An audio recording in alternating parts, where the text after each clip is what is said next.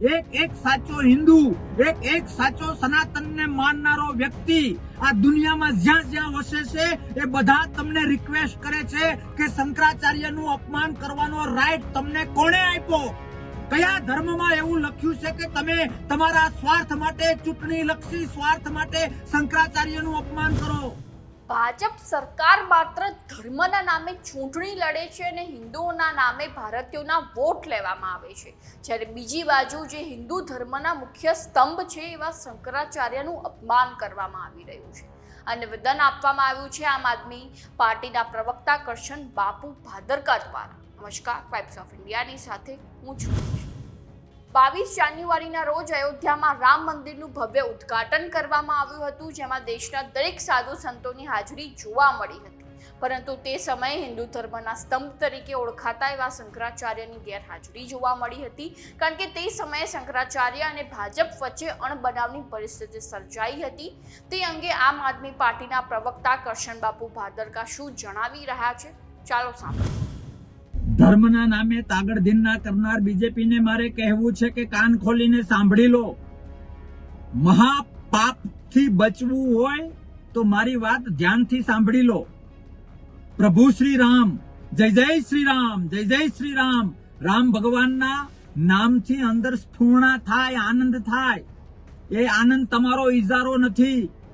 રામ તમારા એકલાના નથી. જે સનાતનમાં માને છે, જે હિન્દુ ધર્મમાં માને છે, જે સનાતન સંસ્કૃતિમાં બિલીવ કરે છે, એ બધા માટે રામ સરખા છે.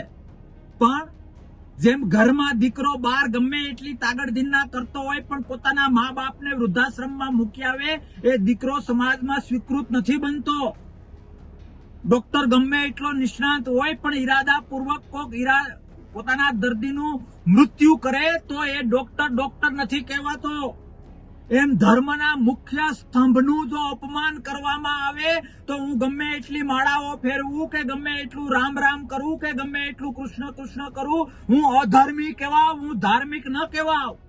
મારે સીધી લીટીમાં એ કહેવું છે કે બીજેપી દ્વારા શંકરાચાર્યનું અપમાન કરવામાં આવ્યું છે. સનાતન ધર્મમાં, હિન્દુત્વમાં સર્વોચ્ચ ટોચ પર જો કોઈ હોય તો શાસ્ત્રોમાં લખ્યું છે કે શંકરાચાર્ય છે શિવનો અવતાર છે. એની એક મર્યાદા હોય છે, એટલે અમુક પ્રકારના વાક્ય એ લોકો જાહેરમાં ન બોલી શકે. પણ એક સનાતન પ્રેમી હોવાને નાતે બીજેપીને મારે કહેવું છે કે તમે રામ મંદિરની બાબતમાં શંકરાચાર્યનું અપમાન કર્યું છે. એક એક સાચો હિન્દુ, એક એક સાચો સનાતનને માનનારો વ્યક્તિ આ દુનિયામાં જ્યાં જ્યાં વસે છે એ બધા તમને રિક્વેસ્ટ કરે છે કે શંકરાચાર્યનું અપમાન કરવાનો રાઈટ તમને કોણે આપ્યો? કયા ધર્મમાં એવું લખ્યું છે કે તમે તમારા સ્વાર્થ માટે, ચૂંટણી લક્ષી સ્વાર્થ માટે શંકરાચાર્યનું અપમાન કરો?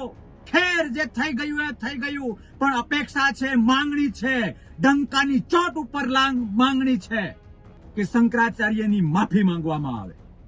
બીજેપી દ્વારા શંકરાચાર્ય શ્રીની માફી માંગવામાં આવે કે એમણે જે શબ્દો કહ્યા હતા, એમણે જે સનાતનતા સમજાવવાનો પ્રયત્ન કર્યો તો રામ મંદિર અયોધ્યા બાબતે, એની અવગણના બીજેપી દ્વારા કરવામાં આવ્યું છે. શંકરાચાર્યનું અપમાન એટલે હિન્દુ ધર્મ, સનાતનતાનું અપમાન. શંકરાચાર્યનું અપમાન એટલે આ પૃથ્વીની સનાતનતાનું અપમાન, અને એનું તમે અવગણના કરી છે. માફી માંગવી તમારા માટે ફરજિયાત છે. અને જો માફી ન માંગવી હોય તો ન માંગવાનું કારણ દેશ સમક્ષ અને સનાતન પ્રેમી સમક્ષ રજૂ કરવું એ તમારો ધર્મ છે.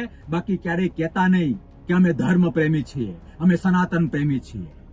ધર્મમાં આ બેવડી નીતિ ક્યાંક ને ક્યાંક તમને અધર્મ તરફ લઈ જઈ રહી છે. વાતો કહેવી હોય તો ઘણી બધી કહી શકાય, પણ ટૂંકું અને ટચ. શંકરાચાર્યની માફી માંગો તો અને તો જ અમે માનીશું કે તમે ધર્મમાં, સનાતનમાં અને હિન્દુત્વમાં બિલીવ કરો છો. જય હિન્દ, ભારત માતા કી જય, જય જય શ્રી રામ.